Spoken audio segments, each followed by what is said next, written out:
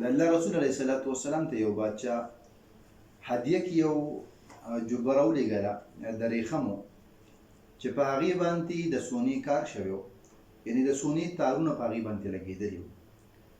صحابو ډېر زیات تعجب وکړو او هغه په لاسونو کې داسې مګله او ډېر زیات حیران وو چې داسې هم څوک چې ځکه هغه وخت غربت ډېر زیات و.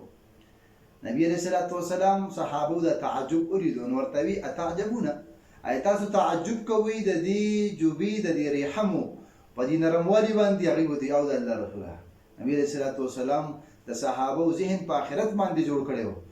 ورته وی والله لمنادیل سعد بن معاذ، په الله مې دې قسم وي د سعد بن معاذ رضی الله تعالی عنہ رومالونه په جنت کې خیر منها، دا غوره دي د دینه، د جنت نعمتونه دا د دنیا د هر یو نعمت نه غوره او بهترینه دي.